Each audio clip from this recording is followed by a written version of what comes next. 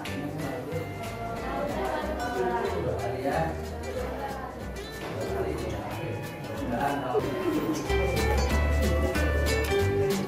Oke, mengawali pembelajaran kita hari ini, mari kita sama-sama membuka dengan melafalkan ayat basmalah.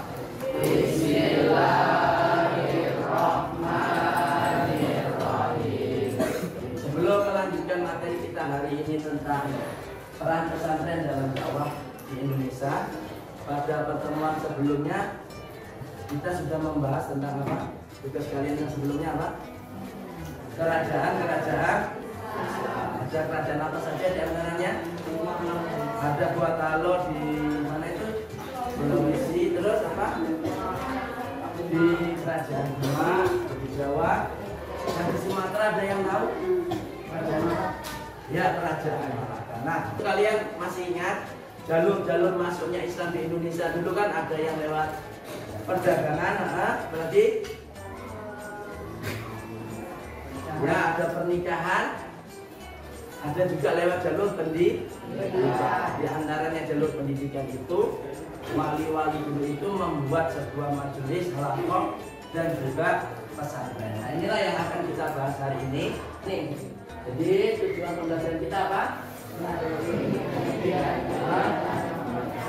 Masalah kontekstual yang disajikan dalam diskusi kelompok. Nah, jadi kita akan membentuk kelompok ya, menganalisa perannya. Kemudian setelah berdiskusi apa yang kita lakukan?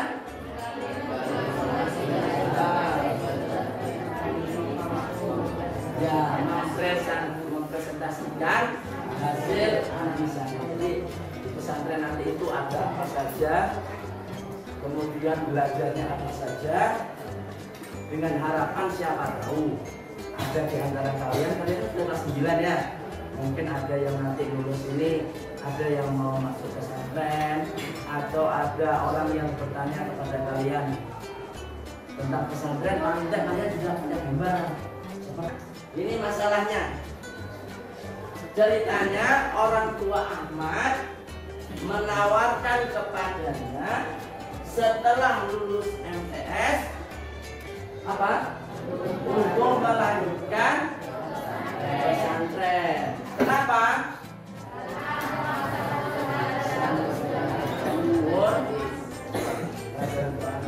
Dia juga sangat pintar dan suka matematika. Tapi Ahmadnya bingung di pesantren itu seperti apa, karena dia belum pernah tahu. Nah, bagaimana belajarnya pondok pesantren? Coba dibaca dulu, Din. Yang tadi yang warna merah nyata Din.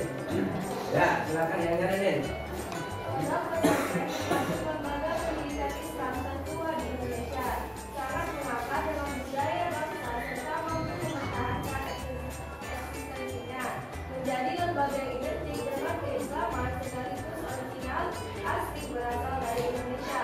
Unsur wajib yang ada di pesantren itu biasanya ada apa? Ada pondok. Pondok itu berupa ya bangunan yang digunakan sebagai tempat pembelajaran sekaligus tempat tinggal. Berarti santrinya itu nggak pulang pergi, dia tinggal di sana ya. Kemudian juga biasanya ada, kemudian ada pelajaran khusus namanya kitab kuning. Kitab kuning itu seperti apa ya? Apakah memang warnanya kuning gitu ya? Atau covernya warna kuning? Nanti kamu bisa lihat. Kitab kuning itu nama lain dari kitab-kitab klasik yang berbahasa. Memang kertasnya berwarna kuning ya, karena ini model kertas lama. Kalau sekarang kan kertas-kertas umumnya berwarna apa? Nah, kemudian di pesantren itu ada istilah kiai dan santri. Jadi kiai itu adalah orang yang mendidik dan menjadi panutan. Jadi tidak hanya mengajarkan, tapi mencontohkan. Itulah yang kita kenal dengan ulama ya. Kemudian santri itu adalah peserta didik yang belajar mempraktikkan ilmu agama dalam sikap, ucapan, dan lalu kita lihat ini contohnya nih lah kita pengajaran kitab kuningnya. itu ada tujuannya. Yang pertama tujuannya untuk mendidik calon orang-orang yang ahli dalam bidang ya. Adapun kitab yang dipelajari atau yang diajarkan dalam kitab ini itu biasanya tentang fikih, ya, kemudian usul fikih. Nah, metodenya ada dua. Di pesantren itu ada dua. Yang pertama apa? Sorogan. Sorogan itu modelnya seperti apa? Pengajaran individu. Kalau ini kan kelompok ya, ini kan kelompok namanya. Yang membaca siapa? Santri. Santri membaca kitab dan kiai mendengar atau mengoreksi bacaan santri. Nah, satu lagi ada model namanya bandongan. Sistem pengajaran berkelompok. Sekelompok santri mendengarkan kiai yang membaca, menerjemah dan menerangkan isi kitab. Nah, ini model-modelnya supaya nanti kamu bisa mengatasi masalahnya si Amar tadi ya. Nah, pertama ada model pesantren salaf. Yang kedua kolak atau modern, dan yang ketiga adalah persatuan salaf dan kita kembali ke permasalahan ini nanti dibantu menyelesaikan masalahnya. Kira-kira anak itu kalau mau masuk pesantren nanti pesantren yang model apa ya? Oke, sekarang kita bentuk dulu kelompoknya. Nanti akan Pak Dirman bagikan lembar kerja ya, LKPD namanya, lembar kerja peserta didik. Di sini kalian nanti akan menyimpulkan beberapa ciri khas pondok pesantren, kemudian solusi untuk masalah yang dihadapi oleh.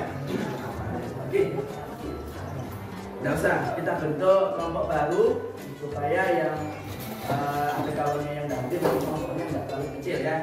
Kita menggunakan berdiri saja. Kita akan berhitung, kita bentuk menjadi 6 kelompok ya.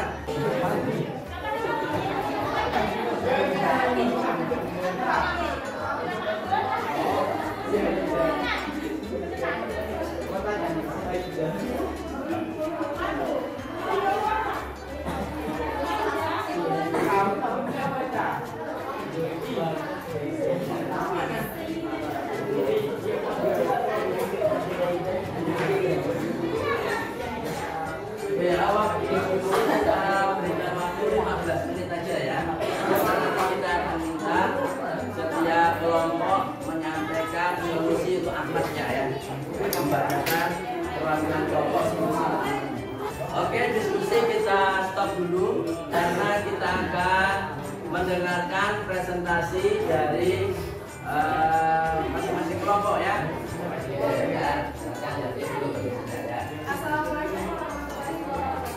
Waalaikumsalam warahmatullahi wabarakatuh. Perkenalkan, kami dari kelompok 4. Perkenalkan, nama saya Adi Nurul Beda Bakis. Saya Muhammad. Saya Oke, yang pertama di sini kami ingin menjelaskan elemen yang ada di pondok pesantren. Yang pertama adalah pondok. Pondok digunakan sebagai bangunan untuk belajar serta tempat tinggal. Yang kedua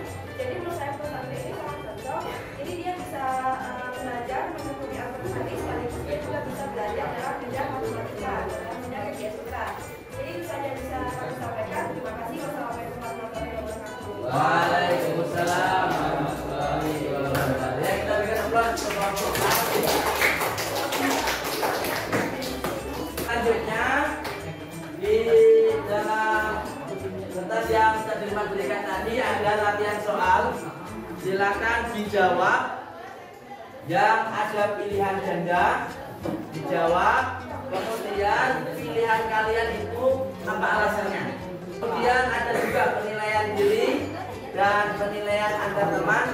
Silakan juga diisi. Menjawab soal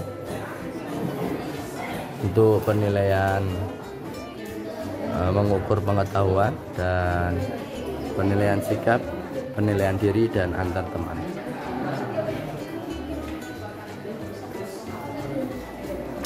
Oke, sekarang perhatikan dulu ke depan. Perhatikan ke sini, kita mau evaluasi kegiatan kita hari ini. Di pesantren elemennya apa saja? Pondok, Ada pondok, masjid, kita kuning, kiai dan terus ya. Kemudian tadi ya kalau kita simpulkan yang cocok bagi Ahmad apa? Pesantren perpaduan karena pelajaran umumnya juga dan juga ada pelajaran agama. Oke, bagaimana pembelajaran kita hari ini? Apakah menyenangkan? Dan insya Allah pada pertemuan yang akan datang kita masih akan membahas tentang pesantren sebagai media dakwah ya, media dakwah. Nanti kita akan melakukan kegiatan diskusi tapi tidak kita presentasikan. Nanti kita akan tampilkan hasil diskusi kita dengan model yang lain. Dan juga kalian di rumah, kalian membaca materi tentang pesantren sebagai metode dakwah yang dilakukan untuk penyebaran agama Islam. Baik, untuk hari ini kita cukupkan dulu. Kita sama-sama akhiri dengan mengucap hamdalah. Assalamualaikum warahmatullahi wabarakatuh. Oke, yang lembar